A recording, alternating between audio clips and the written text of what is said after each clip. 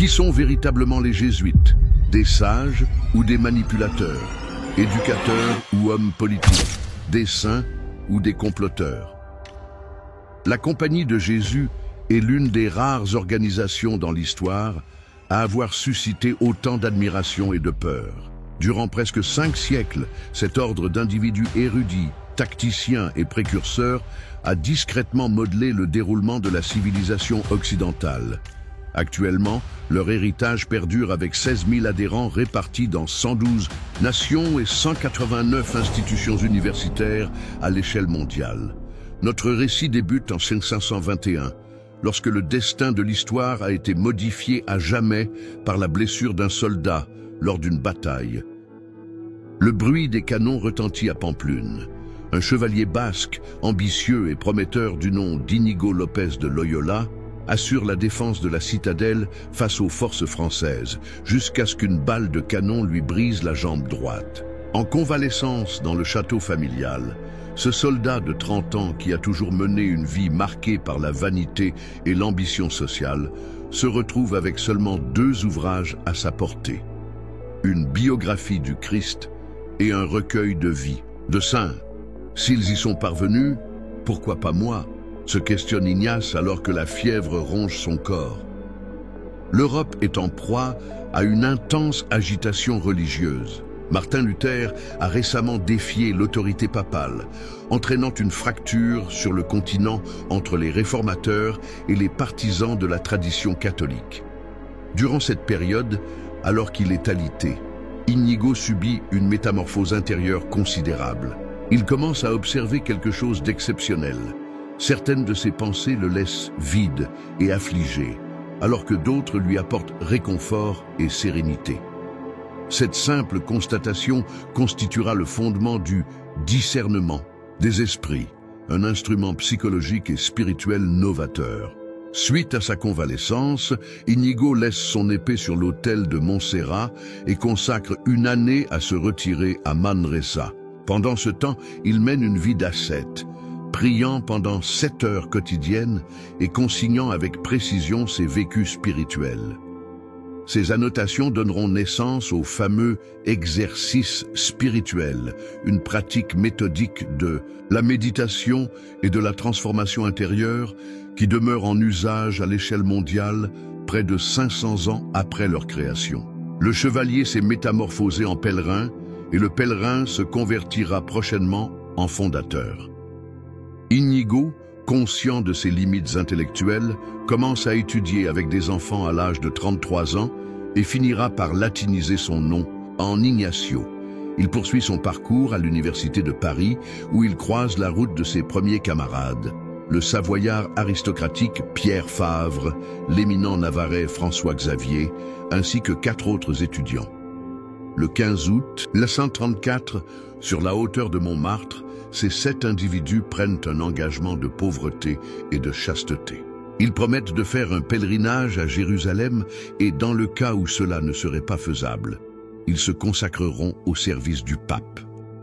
Quand l'illusion de Jérusalem est ternie à cause des affrontements avec les Turcs ottomans, Ignace et ses associés se présentent au pape Paul III, qui donne son approbation officielle à la Compagnie de Jésus en 1540. À l'inverse d'autres ordres religieux de cette période, les jésuites instaurent un 4e vœu particulier d'obéissance au pape, se transformant ainsi en ses guerriers spirituels. Lorsqu'on interroge Ignace sur le nombre d'hommes à sa disposition, il répond « J'en ai 10, mais si ces 10 sont de vrais jésuites, ils suffiront pour transformer le monde. » Alors qu'Ignace met en place le nouvel ordre depuis Rome, l'un de ses premiers compagnons prend déjà la mer en direction de l'Orient afin de modifier le cours du destin de plusieurs continents. Concevez une approche qui fusionne psychologie, approfondie et spiritualité, une méthode permettant à l'individu d'examiner son univers intérieur avec la même exactitude qu'un scientifique observe l'univers extérieur. On peut retracer l'existence de cette pratique à près de 5 siècles, et elle est connue sous le nom d'exercice spirituel. Dans son modeste ouvrage d'une 100aine de pages, Ignace de Loyola a établi un laboratoire spirituel qui a métamorphosé l'existence des rois, des paysans, des saints et des pécheurs. Les exercices ne doivent pas être simplement lus, mais vécus. Un parcours de 4 semaines, intégrant la méditation, l'imaginaire et la connaissance de soi. Découvrir Dieu dans chaque chose, cette expression synthétise la perspective novatrice ignatienne. À l'opposé de certaines spiritualités médiévales qui faisaient une distinction entre le sacré et le profane, Ignace prône une vision unificatrice. On peut découvrir Dieu non seulement dans les lieux de culte et les couvents, mais également dans le travail de tous les jours, les interactions humaines, ainsi que dans les domaines des sciences et des arts. Cette perspective cosmopolite et universelle facilitera à terme l'adaptation des jésuites à des cultures aussi variées que celles de la Chine impériale ou des jungles guarani. La méthode ignatienne met en avant des approches novatrices comme la composition de lieux, qui consiste à mobiliser l'imaginaire pour reconstituer des scènes bibliques dans leurs moindres détails, et l'application des sens, qui encourage à percevoir, écouter, sentir, déguster et toucher le sujet de la méditation. Ignace écrit que ce n'est pas l'abondance de connaissances qui nourrit et comble l'âme, mais plutôt l'expérimentation et la perception des choses sur le plan intérieur.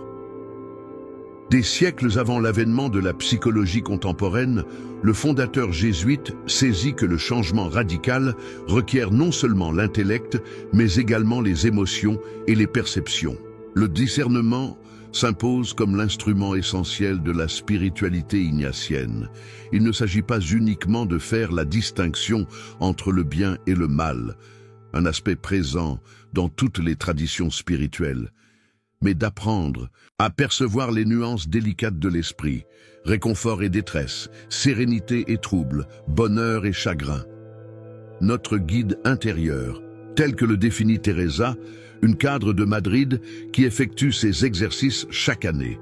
Dans un univers si désordonné et rapide, cette approche me permet de faire des choix plus réfléchis et en phase avec mes valeurs les plus fondamentales. La spiritualité ignatienne offre un équilibre singulier entre la contemplation et l'action. À l'opposé des moines contemplatifs, les jésuites sont exhortés à être des contemplatifs en action, cherchant Dieu tout en œuvrant pour changer le monde. Cette tension créative entre la prière et le service, entre la vie intérieure et l'engagement communautaire, demeure la signature unique de l'identité jésuite. Comme le souligne le père González, à la tête d'un centre de spiritualité à Barcelone, les exercices ne nous évacuent du monde, ils nous y renvoient avec une vision renouvelée. Cette perspective spirituelle sera bientôt confrontée à l'extrême limite du monde connu. En avril 1541, la frégate portugaise prend son départ du port de Lisbonne. François Xavier, l'un des premiers disciples d'Ignace, fait partie des passagers. Au cours de son voyage de 6 mois vers l'Inde, il partage sa cabine avec des matelots et des serviteurs, prend en charge le nettoyage de ses vêtements et s'occupe des cas de scorbut parmi l'équipage. Jean III, roi du Portugal, lui a octroyé des serviteurs et des privilèges dignes d'un ambassadeur royal, mais Xavier a décliné ses offres. C'est ainsi que débute l'une des plus remarquables épopées missionnaires de tous les temps. En l'espace de 11 ans, il parcourra plus de 13 000 kilomètres, allant de Goa, en Inde, jusqu'au Japon, apprenant diverses langues, s'intégrant à des cultures totalement dissemblables et baptisant, d'après les récits, des dizaines de milliers d'individus. En Chine, un jésuite italien prénommé Matteo Ricci prend le nom chinois de Li Madu. Il se vêt comme un lettré confucéen et maîtrise parfaitement les classiques chinois afin d'engager la conversation avec les mandarins et les fonctionnaires de l'Empire. Sa stratégie d'adaptation culturelle, qu'elle appelle inculturation, bien des siècles avant l'apparition du terme, lui donne la possibilité d'accéder à une civilisation qui demeurait strictement fermée à l'Occident. Nous nous assimilons aux Chinois pour conquérir la Chine pour le Christ, écrit-il à son hiérarchie. Ricci a été le premier à présenter un planisphère détaillant l'Amérique en Chine et à traduire Euclide en mandarin, tout en présentant le christianisme non comme une foi étrangère, mais en tant qu'enrichissement de la sagesse confucéenne. Est la jonction de l'Argentine, du Brésil et du Paraguay. Une expérience sociale sans précédent dans l'histoire émerge, les réductions Guarani. Ces institutions, qui se trouvent loin de l'influence des colonisateurs espagnols et portugais, finissent par héberger plus de 140 000 autochtones. Les jésuites instaurent ici des communautés d'autosuffisance, où les Guaranis acquièrent des compétences artisanales européennes, cultivent une remarquable tradition musicale et composent des orchestres qui jouent de la musique baroque avec des instruments confectionnés sur place.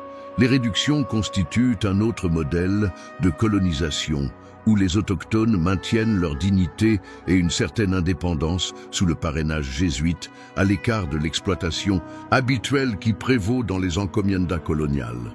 La démarche missionnaire des jésuites se distingue clairement des autres approches évangéliques de cette période.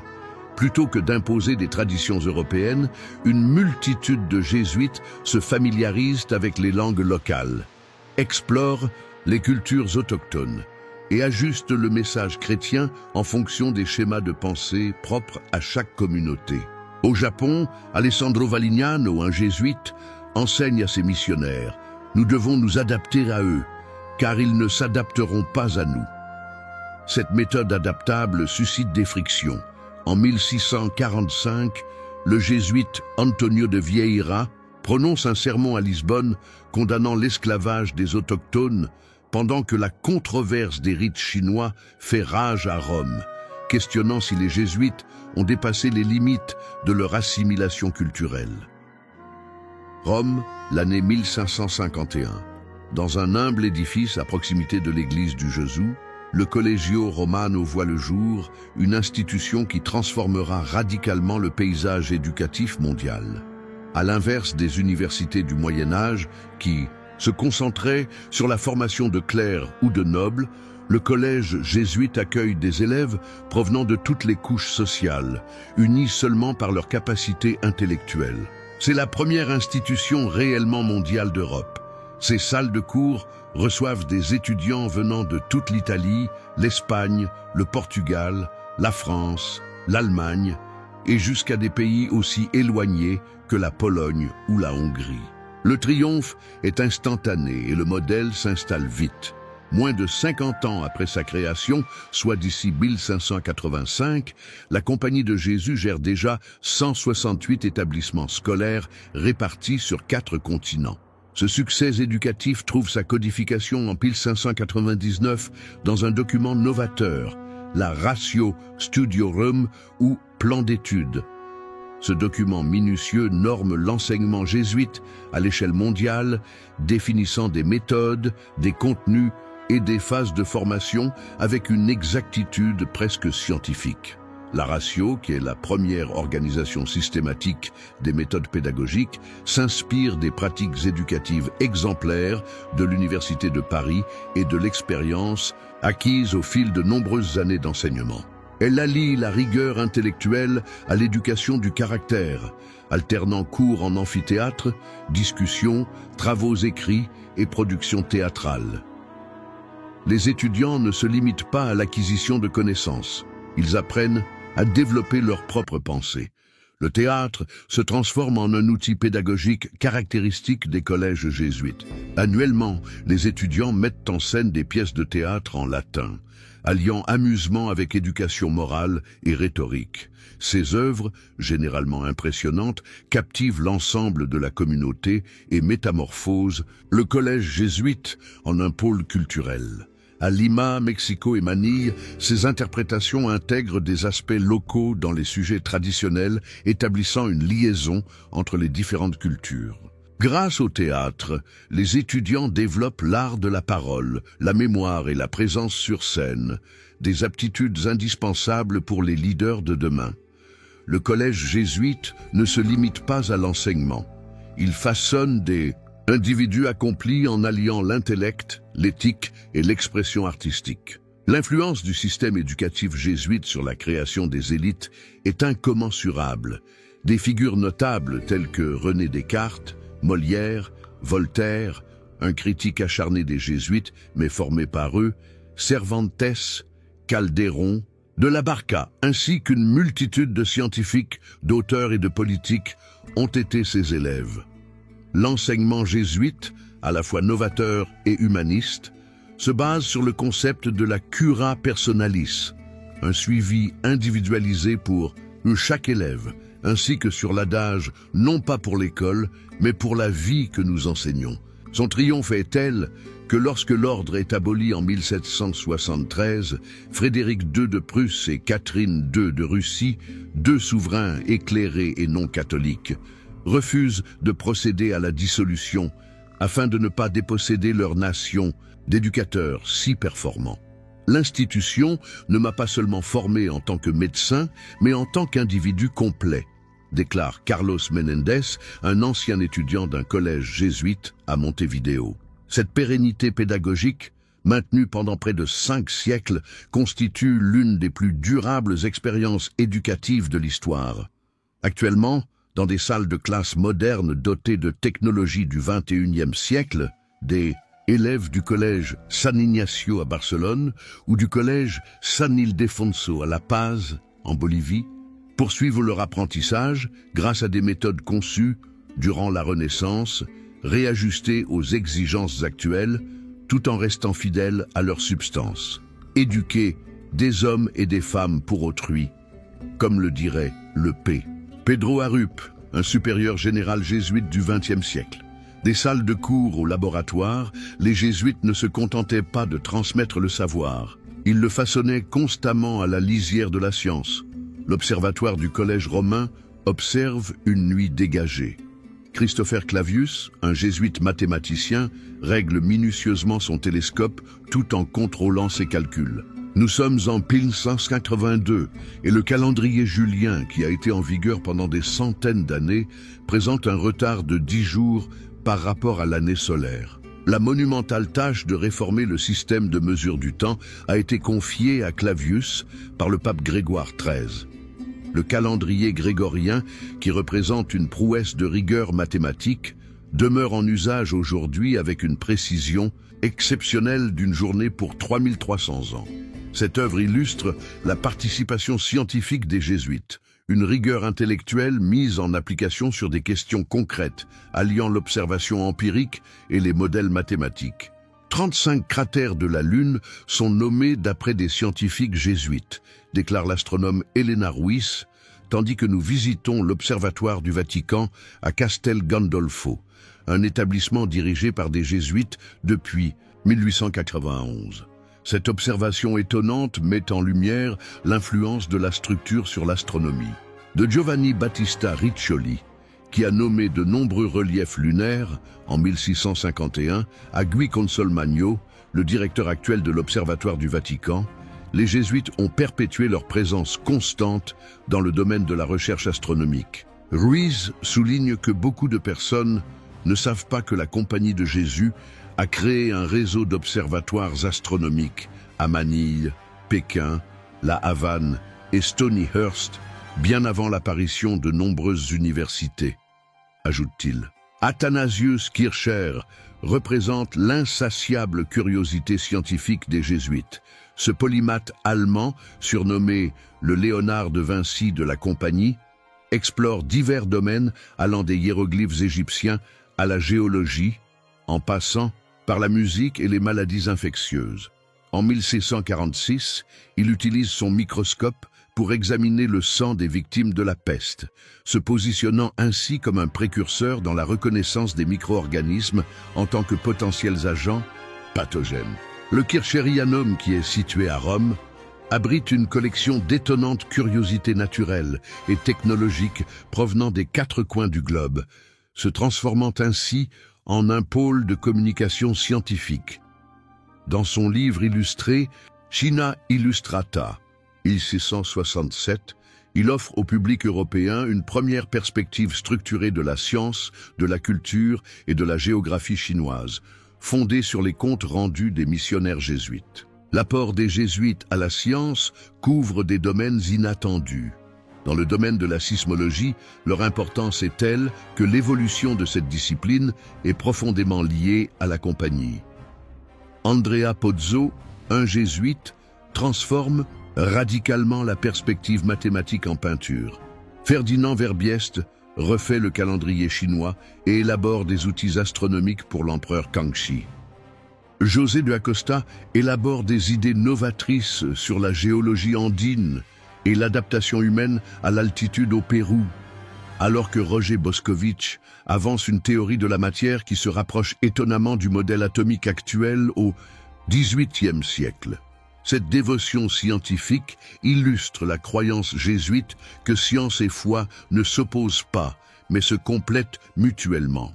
Pour les premiers jésuites, l'étude de l'univers représentait un acte d'adoration puisqu'elle permettait de dévoiler l'esprit du Créateur, précise le père Patricio Fernandez, S.J., physicien et théologien. Toutefois, cette position n'était pas sans tension. Durant l'affaire Galilée, les astronomes jésuites se trouvaient dans une situation délicate. Tout en reconnaissant la justesse des observations de Galilée, ils faisaient preuve de prudence quant à leurs interprétations cosmologiques. Jusqu'à nos jours, la contribution scientifique des jésuites est marquée par une tension créative entre tradition et innovation. Alors que des jésuites contemporains œuvrent dans des domaines tels que l'intelligence artificielle, la bioéthique et l'astrophysique, l'expertise scientifique des jésuites s'ajoutait à leur talent artistique, engendrant une fusion culturelle qui allait révolutionner l'esthétique occidentale. Dès l'entrée dans l'église du Jésus à Rome, le visiteur est instantanément envahi. Le plafond donne l'impression de se soulever vers le ciel où des anges et des saints semblent virevolter dans une débauche de couleurs et de dynamisme. Il ne s'agit pas simplement d'une église, c'est un véritable théâtre spirituel, une expérience sensorielle totale imaginée pour toucher l'âme à travers les sens. Le style artistique baroque, qui prédominera en Europe pendant près de 200 ans, trouve chez les jésuites ses plus fervents promoteurs. Durant la Contre-Réforme, période où le protestantisme refuse les représentations religieuses en tant qu'idolâtrie, les jésuites font le choix audacieux de l'esthétique comme moyen d'exprimer le sacré. L'art doit toucher avant d'instruire, y affirmait le jésuite italien Andrea Pozzo en réalisant la gigantesque voûte de Saint-Ignace à Rome, une œuvre magistrale de perspective illusoire qui donne l'impression d'élever le regard du public vers le ciel. Cette doctrine caractérise l'esthétique jésuite.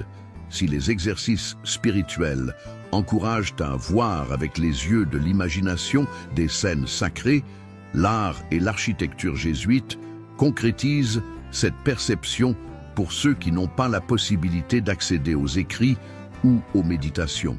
Plutôt que de prêcher des sermons théoriques, les jésuites proposent des expériences immersives qui imprègnent le message religieux à travers tous les sens, préfigurant pendant plusieurs siècles les méthodes contemporaines de réalité virtuelle.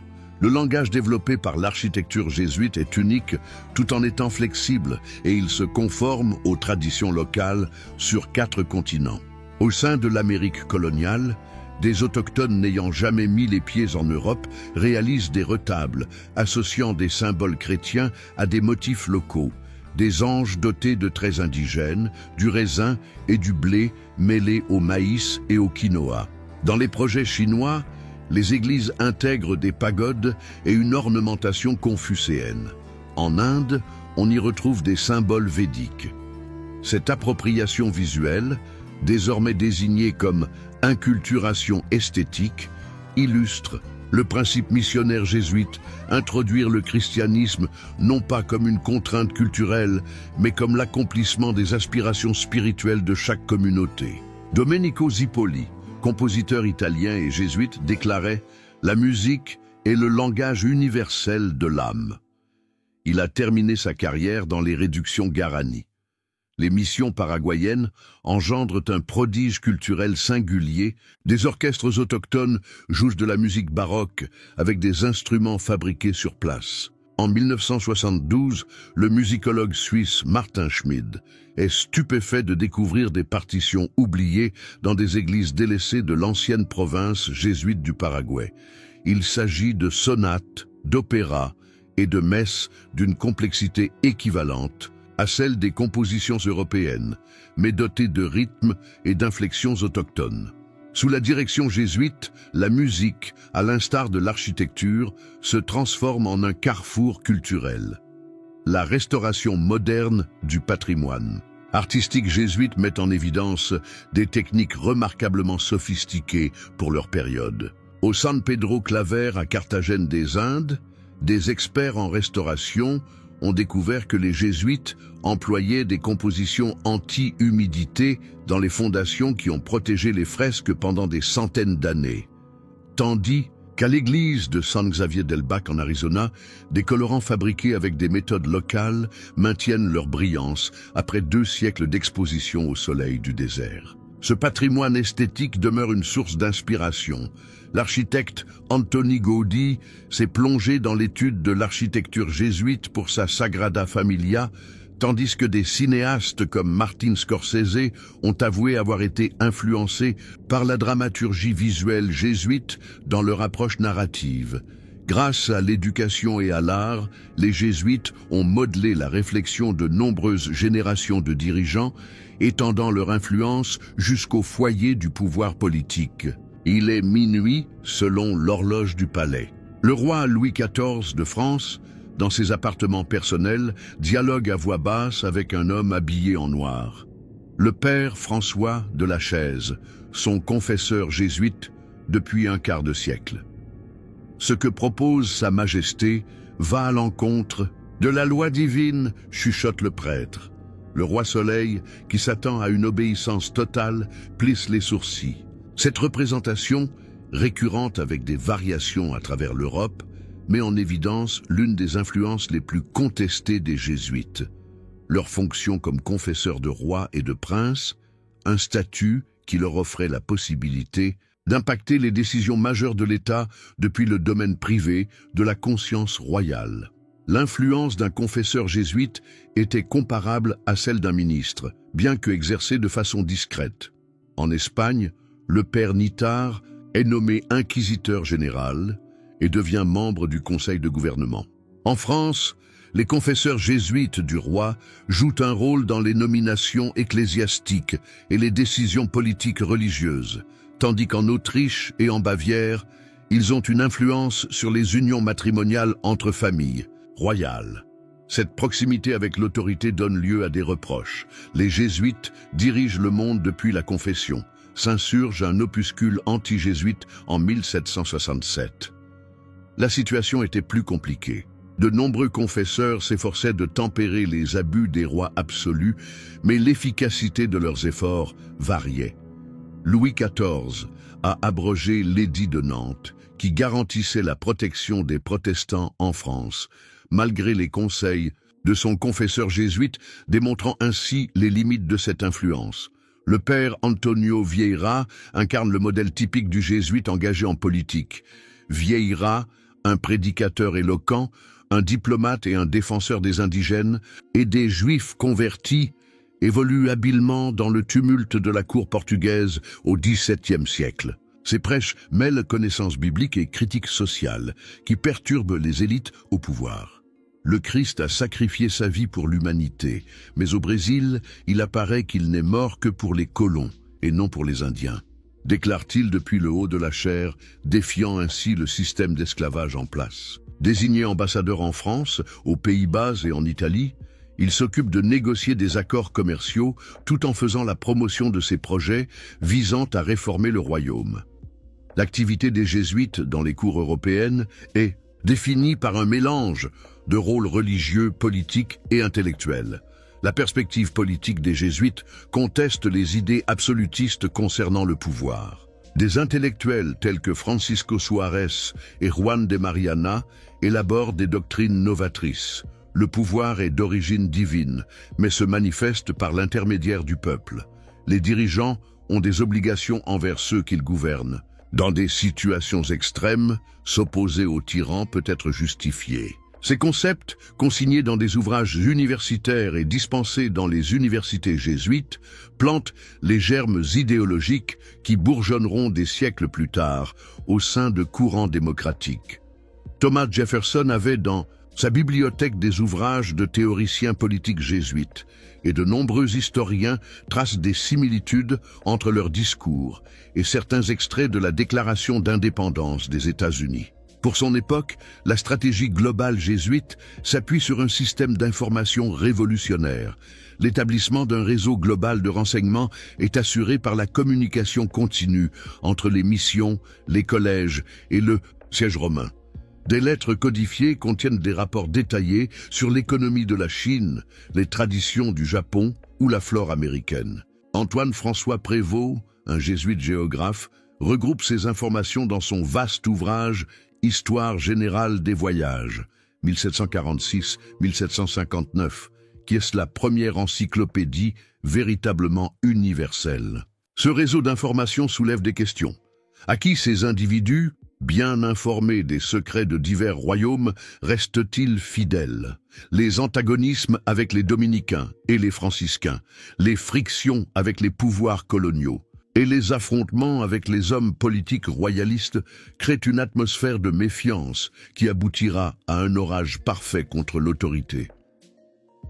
Une lettre rédigée avec de l'encre brune parcourt le chemin de Pékin à Rome, en traversant Manille, Acapulco, Mexico et Séville.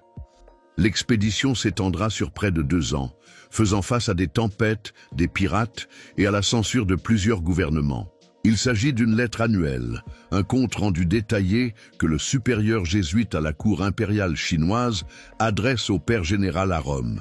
Il englobe des observations astronomiques, des études politiques concernant la succession impériale, des actualités sur les réussites et les échecs missionnaires, des précisions sur de nouvelles plantes médicinales et des procédés de fabrication de porcelaine. Ce document n'est qu'une pièce parmi des milliers qui transitent dans le réseau d'informations extraordinaires mis en place par les jésuites.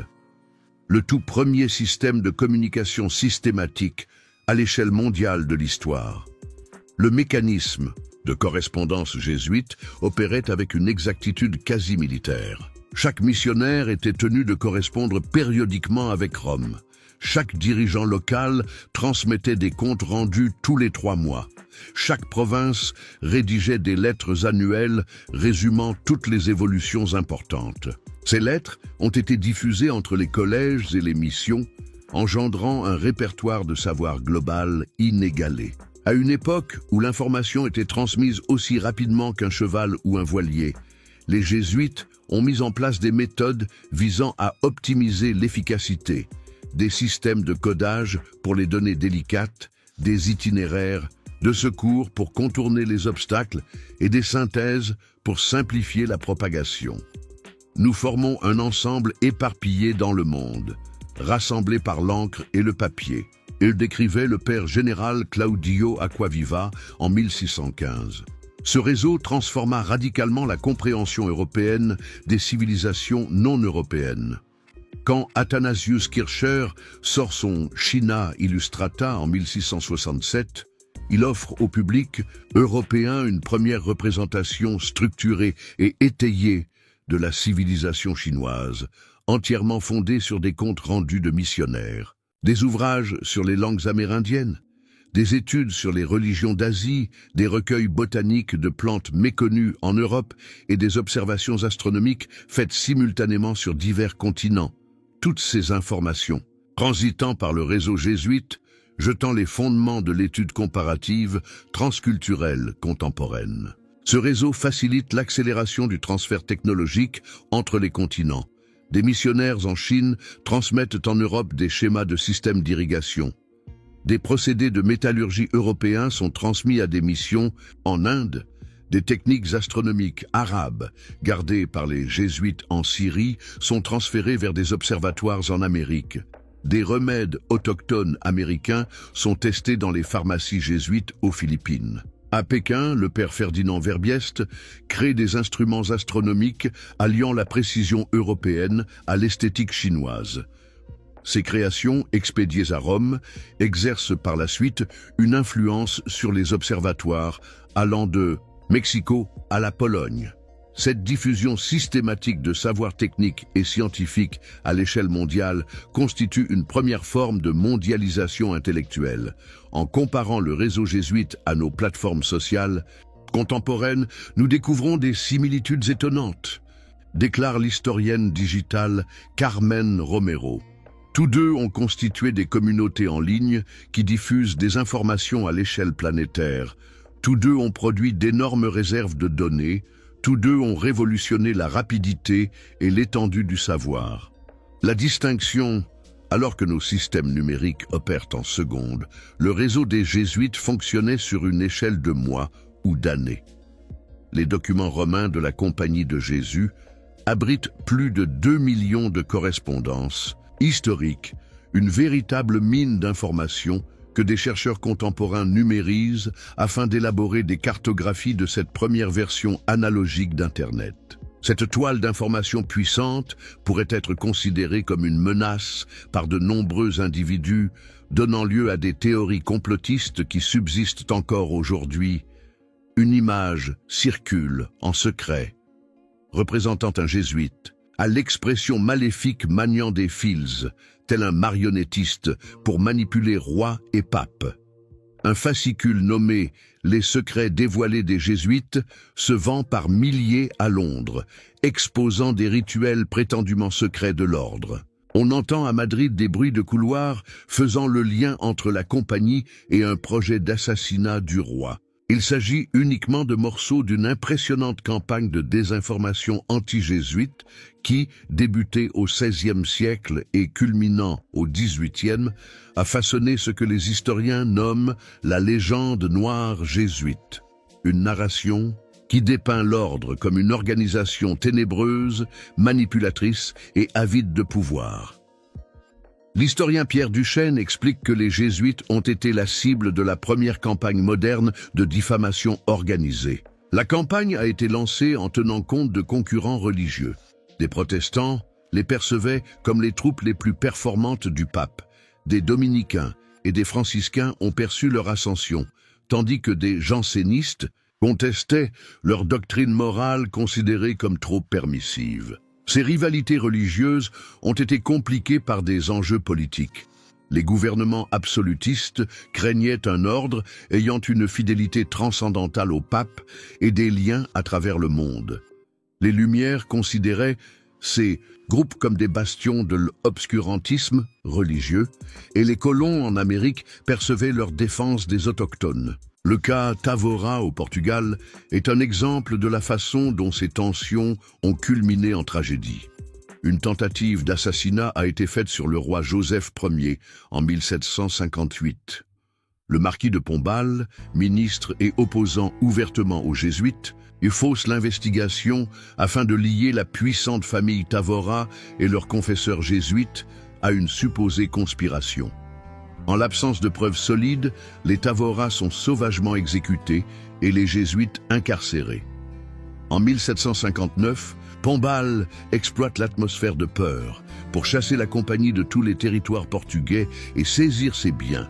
Cette éviction servirait de précédent pour des mesures comparables en France, 1764, en Espagne et dans ses territoires coloniaux, 1767, et finalement pour la dissolution de l'ordre par le pape en 1773.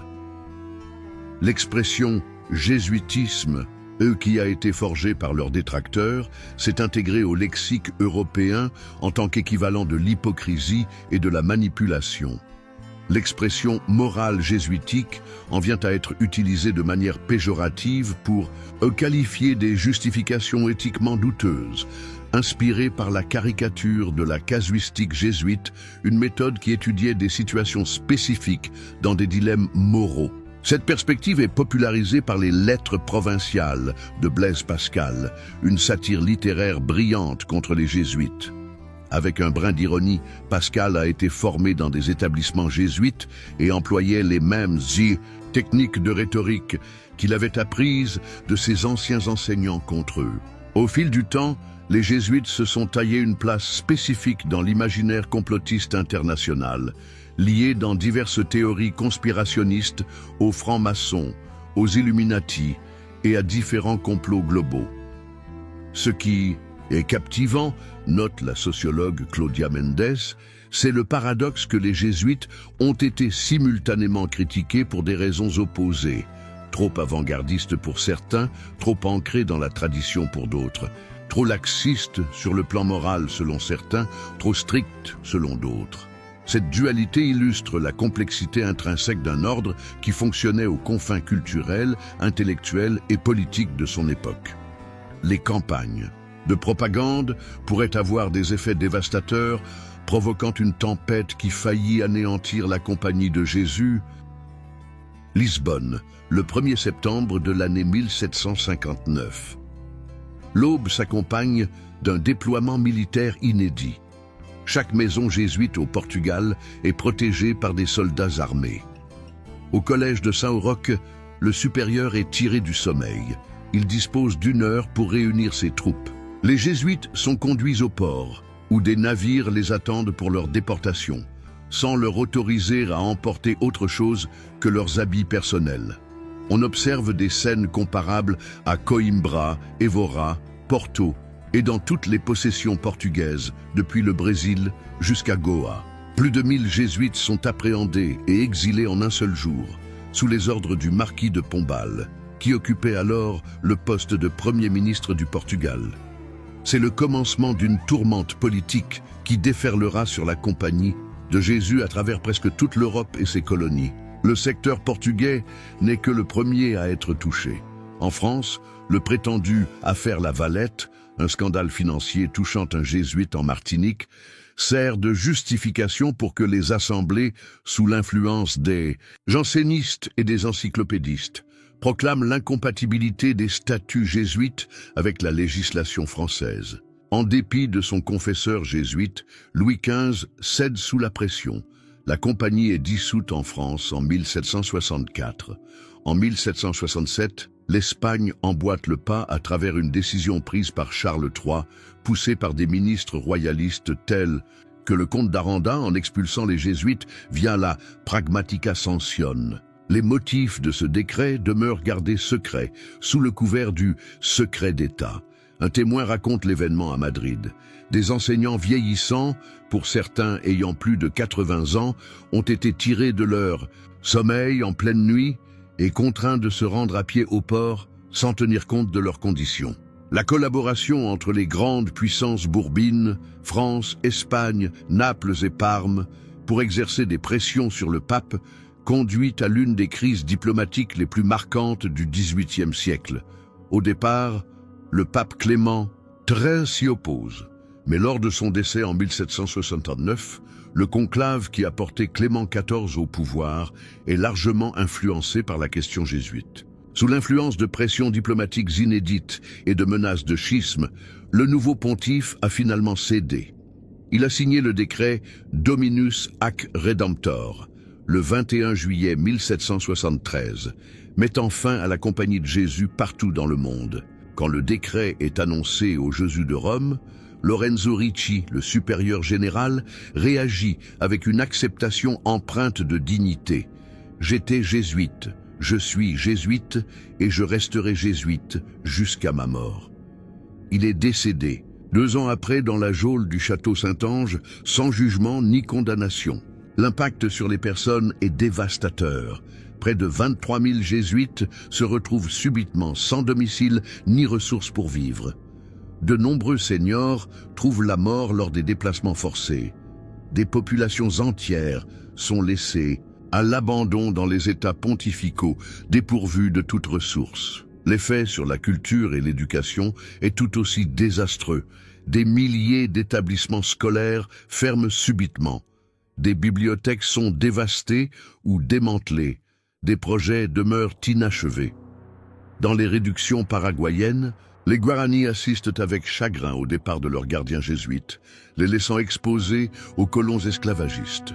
En Chine, la mission catholique se voit dépouillée de ses traducteurs culturels les plus performants, faisant un bond en arrière de plusieurs siècles dans son interaction avec la civilisation chinoise. Ironiquement, c'est la Russie orthodoxe, considérée comme hérétique, qui assure la survie de l'ordre. Catherine la Grande, fervente admiratrice de l'enseignement jésuite et souhaitant assurer la présence de bons éducateurs pour la population catholique nouvellement intégrée en Pologne, se refuse tout bonnement à faire promulguer le décret papal dans ces territoires. Il n'est pas approprié pour les impératrices de rompre des promesses, déclare-t-elle, en évoquant les assurances données aux jésuites lors de l'intégration des territoires polonais. Donc, même si la compagnie cesse officiellement d'exister dans le monde catholique, près de 200 jésuites continuent leur mission en Biélorussie, préservant ainsi la structure organisationnelle. Cette continuité sera essentielle lorsque 4 décennies plus tard, le paysage politique subira une nouvelle transformation. Durant 4 décennies, la Compagnie de Jésus aurait vécu dans l'ombre, attendant son heure pour renaître tel un phénix. Saint-Pétersbourg, l'année 1803. Gabriel Gruber, un jeune supérieur jésuite en Russie, reçoit une lettre exceptionnelle en provenance de Naples. Un collectif de prêtres italiens sollicite une adhésion à la compagnie survivante en Russie. Giuseppe Pignatelli, un ancien jésuite banni d'Espagne il y a 30 ans, fait partie de ce groupe. Avec précaution, le pape Pius VII a autorisé cette réintégration uniquement au sein du royaume de Naples. C'est la première confirmation officielle de la possibilité d'une renaissance pour la compagnie.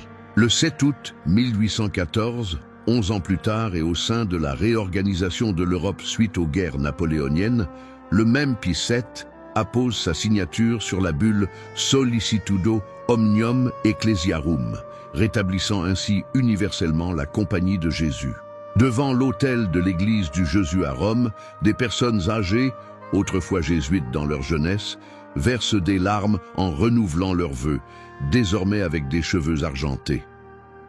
L'entreprise rétablie se confronte à un univers profondément métamorphosé. Le paysage politique européen a été modifié par la Révolution française. Les colonies américaines ont acquis ou sont en train d'acquérir leur indépendance. La révolution industrielle bouleverse les structures sociales. Les jésuites du XIXe siècle se doivent de se transformer. Ils ne sont plus les confesseurs des monarques absolus, mais plutôt des pédagogues dans des pays en voie de démocratisation. Ils n'administrent plus les réductions indigènes, mais implantent des écoles urbaines pour la classe moyenne en expansion. Aux États-Unis, où l'impact de la suppression a été moindre du fait de la présence jésuite limitée dans les colonies britanniques, John Carroll, formé par des jésuites avant la suppression, fonda l'université de Georgetown en 1789. Elle est la première d'une série d'institutions qui constitueront le socle de l'éducation catholique américaine. On observe une croissance marquée de l'ordre rétabli dans des zones qui étaient précédemment marginales.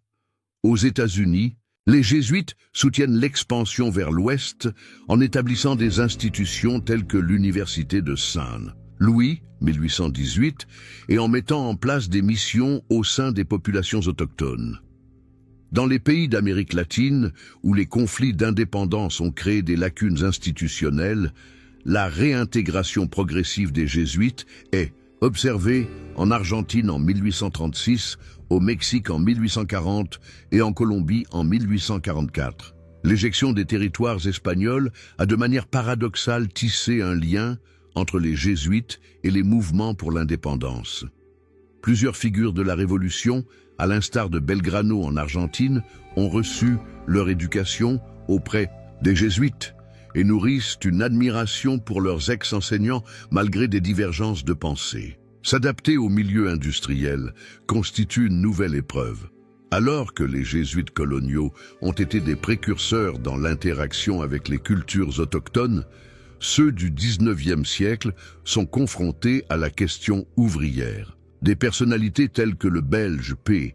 Edward Purbrick mettent en place des syndicats catholiques, des écoles de nuit pour les ouvriers et des publications traitant de la question du travail selon un point de vue chrétien, préfigurant certains aspects de la future doctrine sociale catholique. En France, le P. Pierre Olivin met en place des résidences universitaires pour faire face à l'essor de l'anticléricalisme dans les établissements d'éducation publique. En Espagne, le P. Antonio Vicent met en place des coopératives agricoles basées sur les modèles sociaux jésuites. Les nouvelles limites géographiques englobent des régions qui étaient auparavant hors d'atteinte. Les jésuites français mettent en place des missions à Madagascar. Les Britanniques s'installent en Australie et en Afrique du Sud. Les Espagnols reprennent possession des Philippines, tandis que les Belges et les Allemands découvrent l'Afrique centrale. La restauration s'accompagne aussi d'une réhabilitation intellectuelle. Des revues telles que La Civiltà Cattolica en Italie, 1850, et Études en France, 1856, s'efforcent de mener un dialogue avec la pensée contemporaine sous un angle catholique. Henri Garcia, l'historien, note: la compagnie post-restauration est moins centralisée que ses prédécesseurs, plus diversifiée sur le plan national, plus défensive sur le plan théologique, mais également adaptable. Cette ténacité institutionnelle surprendra des commentateurs tels que le diplomate français Alexis de Tocqueville, qui déclare « Ils ont survécu à leur propre disparition ». Aucune autre entité dans l'histoire contemporaine n'est en mesure de revendiquer quelque chose d'aussi similaire. Ramenés mais modifiés, les jésuites pourraient évoluer dans les flots agités du monde contemporain, confrontés à des défis inédits entre tradition et révolution. Les fossés de Verdun, année 1916. Pierre Teilhard de Chardin, jésuite et brancardier, prend des notes dans un carnet en dépit des explosions qui l'entourent. Ce paléontologue et théologien élabore une perspective novatrice qui fusionne évolution et christianisme, substance et esprit. Ces concepts, trop novateurs pour la doctrine de son temps, lui vaudront l'exil intellectuel, mais finiront par avoir un impact considérable sur la réflexion catholique. Teilhard incarne la contradiction jésuite du XXe siècle, une discipline qui se situe à la pointe de la pensée intellectuelle tout en étant sous le regard suspicieux des institutions, oscillant entre l'adhésion à la tradition et l'accueil d'un monde profondément modifié. Les jésuites se retrouvent en première ligne face aux bouleversements du XXe siècle. Durant la guerre civile espagnole, 1936-1939, 114 jésuites sont tués par les troupes républicaines, alors que certains d'entre eux appuient des causes démocratiques.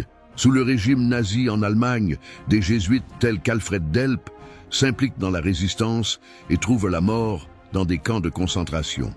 Au Japon, en tant que directeur du noviciat jésuite, Pedro Arrupe a été un témoin direct du bombardement d'Hiroshima. Grâce à ses compétences médicales, il a réaménagé le bâtiment en un hôpital de fortune pour secourir les victimes des radiations. Ces vécus traumatisants collectifs sculptent une génération de jésuites qui va radicalement interroger l'ordre mondial post-conflit et leur propre place dans celui-ci.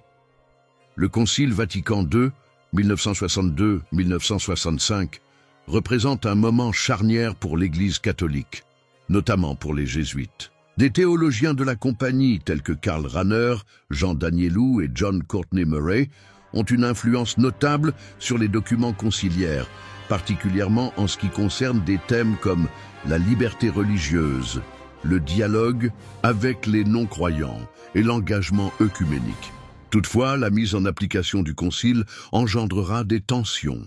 Sous la houlette du basque Pedro Arrupe, nommé supérieur général en 1965, la compagnie initie une refonte radicale. Éduquer des hommes et des femmes pour autrui devient le nouveau mantra éducatif jésuite, soulignant l'importance de la justice sociale et de l'option préférentielle pour les indigents en tant qu'aspects fondamentaux de la foi.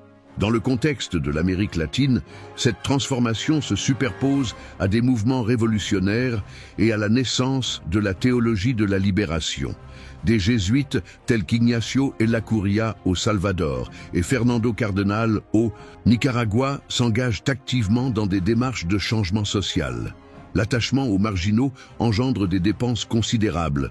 En 1989, 6 jésuites de l'université centra-américaine, dont Ellacuría, sont liquidés par des soldats salvadoriens avec 2 collaboratrices. Le monde est bouleversé par l'image de leur corps dans le jardin de leur résidence universitaire, qui illustre le coût de l'engagement jésuite en faveur de la justice.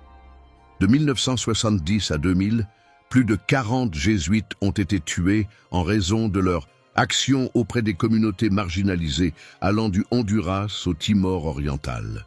Durant le pontificat de Jean-Paul II, les tensions avec le Vatican connaissent leur paroxysme. Le pape, inquiet de la politisation de certains domaines jésuites et des dérives théologiques, prend les choses en main. Quand Arup a un AVC en 1981, le pontife met provisoirement fin à la constitution jésuite et nomme un représentant papal pour diriger l'ordre. Cette époque, souvent désignée sous le terme « l'intervention », dénote une méfiance historique vis-à-vis de l'indépendance des jésuites. Ce n'est qu'en 1983 que l'élection de Peter Hans Kolvenbach en tant que nouveau supérieur général a été rendue possible, normalisant ainsi les relations tout en laissant des séquelles. Elena Martinez, historienne, note « Les jésuites du XXe siècle ont vécu les mêmes dynamiques de méfiance institutionnelle que leurs ancêtres du XVIIIe siècle, bien que les conséquences soient moins spectaculaires. » Ce compromis, ardu entre innovation et tradition, entre engagement social et dévouement ecclésiastique, caractériserait l'identité jésuite actuelle, préparant sans le vouloir la scène pour un événement historique inégalé. Un pape issu de la compagnie de Jésus, quel a été le rôle des femmes dans un ordre religieux exclusivement masculin? Il se pourrait que cela soit l'une des questions les moins étudiées, mais les plus captivantes de l'histoire jésuite. Au cours de l'hiver 1524, dans les ruelles glacées de Barcelone, un homme déguenillé et affamé sollicite un abri.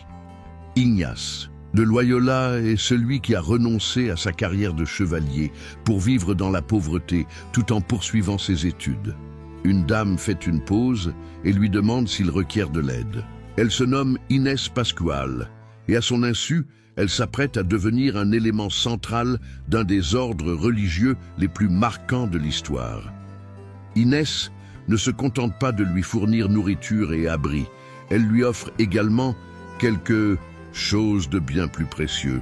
Elle devient sa première bienfaitrice et guide. Selon un chroniqueur jésuite plus tard, sans elle, peut-être que la compagnie n'aurait jamais vu le jour. Le cas d'Inès ne représentait pas un incident isolé. Pendant qu'Ignace élaborait sa vision spirituelle, un groupe de femmes issues de la noblesse et de la bourgeoisie s'est constitué autour de lui apportant une aide économique et logistique primordiale. Isabelle Rosé à Barcelone, les sœurs Frias à Alcalá, ainsi qu'un grand nombre de bienfaitrices à Rome ont apporté les moyens nécessaires pour permettre aux premiers jésuites de se dédier à l'étude et à la prédication. Ces femmes, souvent négligées dans les récits historiques majeurs, furent en réalité les premières associées de la Compagnie de Jésus, même si elles n'ont jamais revendiqué officiellement ce titre. Avec Mary Ward, une Anglaise née en 1585, la dynamique entre les femmes et les jésuites pourrait connaître un bouleversement radical. Influencée par la spiritualité ignatienne, Mary a eu une idée novatrice, établir un ordre de femmes qui opérerait de la même manière que les jésuites, sans clôture et engagées activement dans l'éducation et l'apostolat. Ces dames anglaises adoptèrent les constitutions jésuites et commencèrent à établir des écoles pour filles dans toute l'Europe. La réponse a été violente. Il est intolérable d'avoir des jésuites femmes, a décrété le pape Urbain VIII, qui dissout la congrégation en 1631. Mary Ward est décédée alors que son rêve semblait anéanti. Pourtant, ses adeptes ont persisté en secret. Actuellement appelée Institut de la Bienheureuse Vierge Marie, elle perpétue son héritage éducatif dans plus de 40 pays. Au cours des siècles, les femmes ont su trouver des façons innovantes de contribuer à la mission jésuite. Dans les missions du Paraguay, des femmes guaranis ont assumé les rôles de maîtresses et de catéchistes. En Chine, des veuves chrétiennes coopéraient en secret avec les missionnaires jésuites. Durant la période d'éradication de la Compagnie, 1773-1814, ce sont fréquemment des femmes qui ont préservé des écrits et gardé vivante la mémoire jésuite. L'histoire officielle n'évoque pas souvent ces individus, précise l'historienne Elizabeth Rhodes.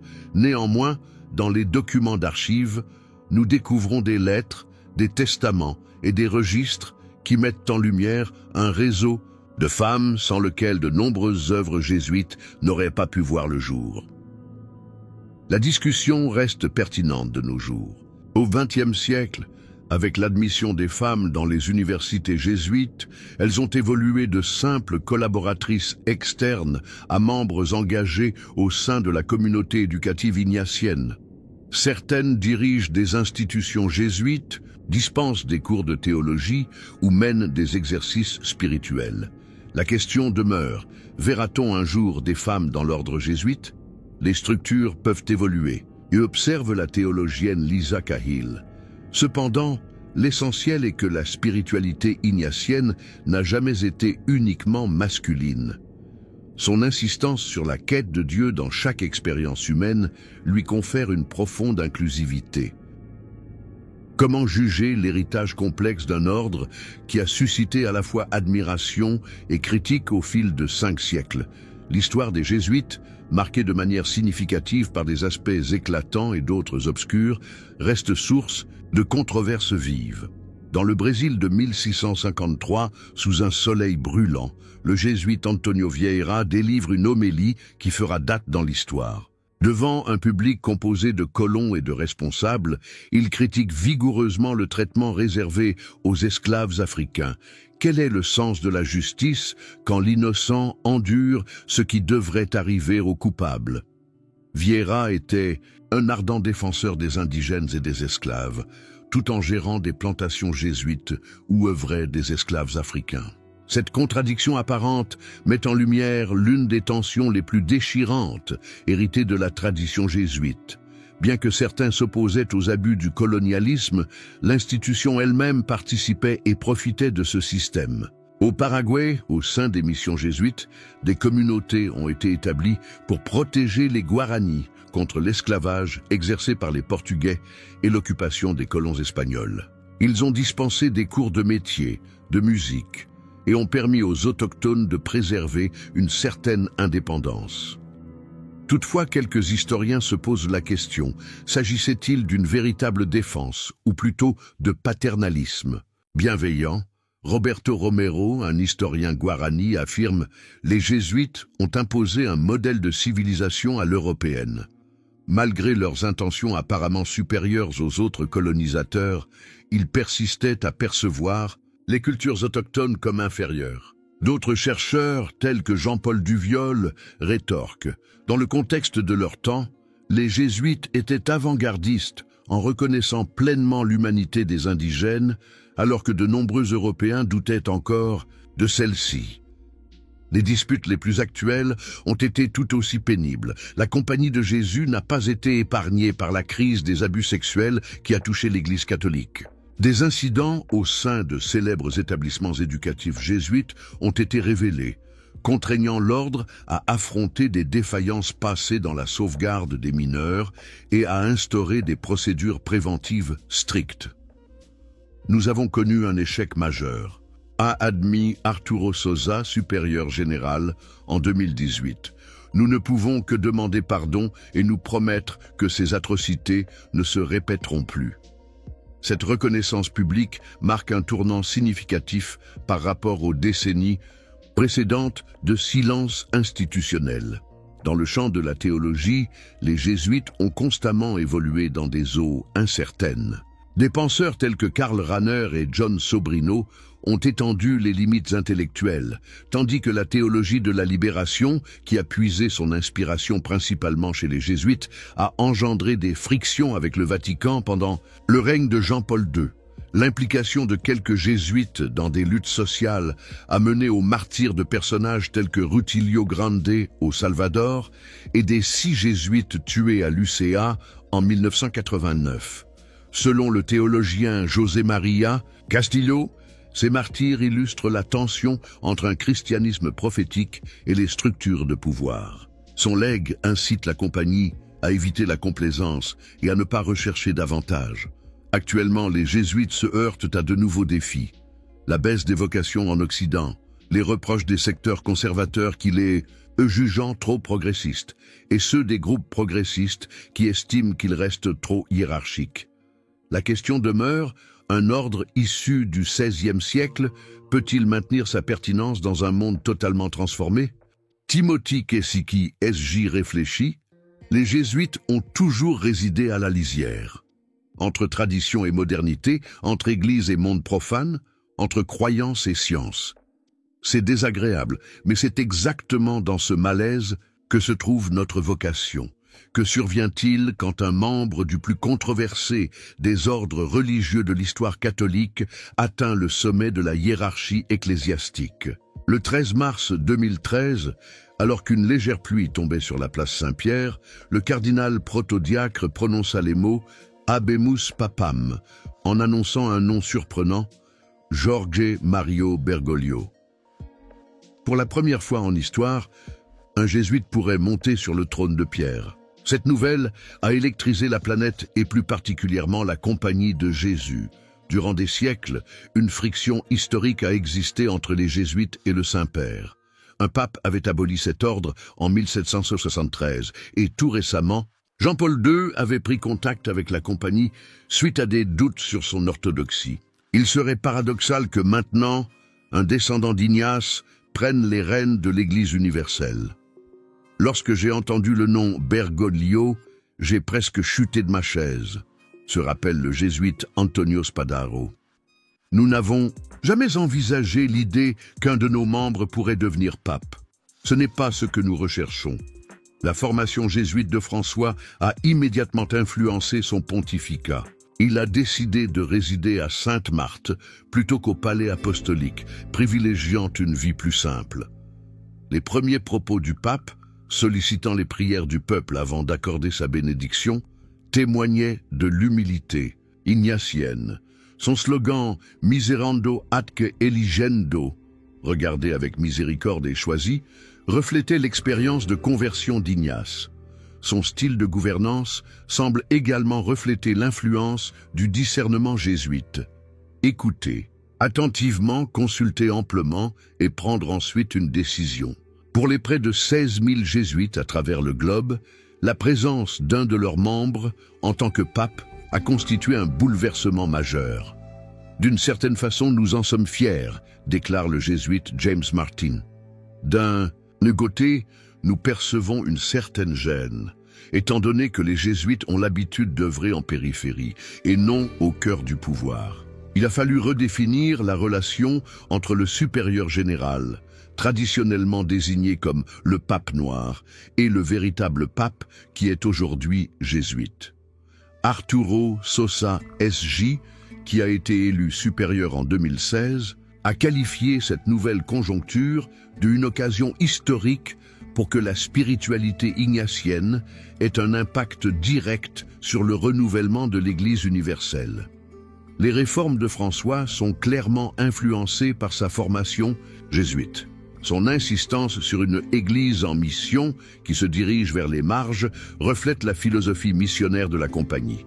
L'encyclique Laudato Si sur l'écologie intégrale témoigne de l'union ignatienne entre la foi et la justice. Ces initiatives administratives aspirent à une transparence et une collégialité accrue, des principes que les jésuites encouragent au sein de leur propre administration.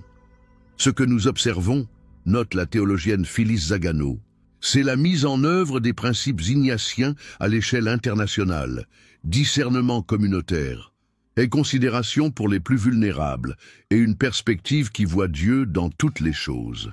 L'élection de François a aussi introduit des défis. Des secteurs conservateurs regardent d'un mauvais œil sa formation jésuite, remémorant de vieilles accusations portées contre l'ordre. Par ailleurs, quelques jésuites expriment leur inquiétude que l'identification avec le pape puisse restreindre leur liberté historique de contester et d'explorer les limites théologiques. L'historien John O'Malley S.J. observe que le lien entre les jésuites et le Vatican a toujours été compliqué. Avec François, cette complexité a acquis une toute nouvelle dimension. Nous sommes en train d'écrire un chapitre inédit de notre histoire, et nous ignorons encore quelle sera sa conclusion.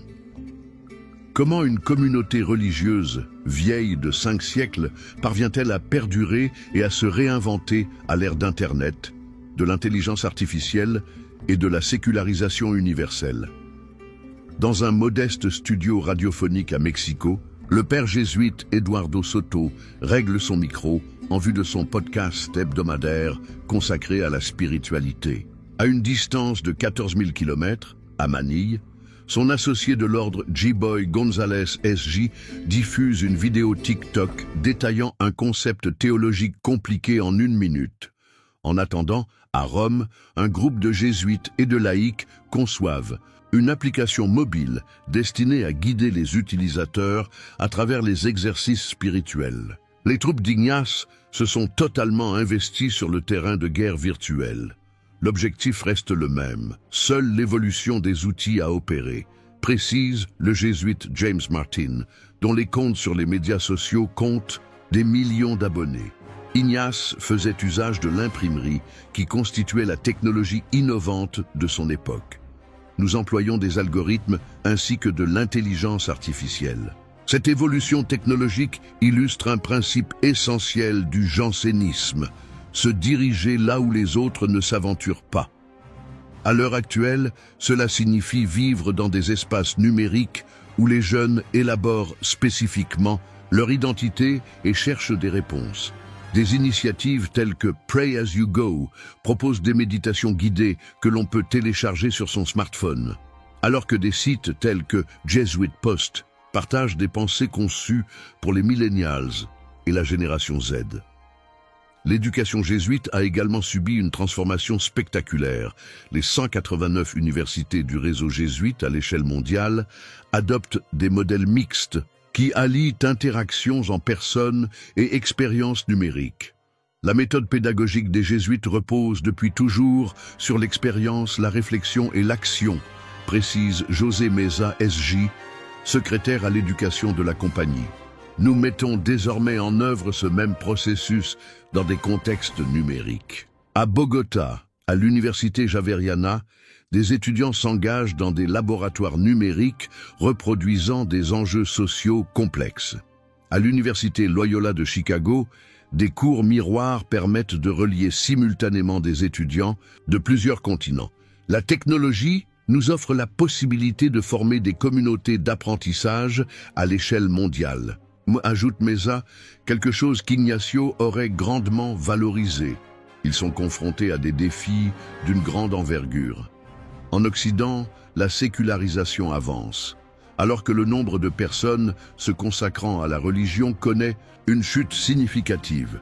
Lorsque j'ai intégré le noviciat en Espagne, en 1982, nous étions 35 novices, se rappelle Antonio Allende S.J. L'année dernière, il n'y en avait que 3. Néanmoins, l'entreprise se développe en Afrique et en Asie, ce qui déplace le centre de gravité de l'ordre. L'Inde compte plus de 4000 jésuites, un chiffre qui excède le total observé en Europe. Cette répartition géographique nécessite l'adoption de nouvelles perspectives interculturelles. Au Vietnam, les jésuites conçoivent des approches pour incorporer la méditation bouddhiste et les exercices spirituels. Des théologiens jésuites au Kenya étudient la manière dont la spiritualité ignatienne interagit avec les cosmologies africaines traditionnelles. Il se peut que le défi le plus profond soit de préserver la pertinence dans une période de crise institutionnelle. Aujourd'hui, les individus, en particulier les jeunes, nourrissent une méfiance à l'égard des institutions religieuses, admet Arturo Sosa SJ, le supérieur général en poste. Il ne se préoccupe pas vraiment de savoir si tu es jésuite, franciscain ou diocésain. Il recherche de la sincérité et un engagement véritable. En réponse, des actions telles que le service jésuite aux réfugiés, JRS, proposent une présence tangible dans les camps de réfugiés et les régions en conflit. Le programme Foi et Joie offre une éducation de haut niveau à plus de 1,5 million d'enfants issus de communautés défavorisées. Notre objectif n'est pas de protéger notre marque, souligne Sosa, mais de demeurer loyaux à notre vocation de réconciliation avec Dieu, avec autrui et avec l'ensemble du monde créé. En dépit de ces initiatives novatrices, certains doutent que l'ordre religieux masculin, hiérarchisé et catholique puisse réellement répondre aux sensibilités actuelles. Est-il envisageable que les jésuites acceptent un jour les femmes en tant que membres à part entière?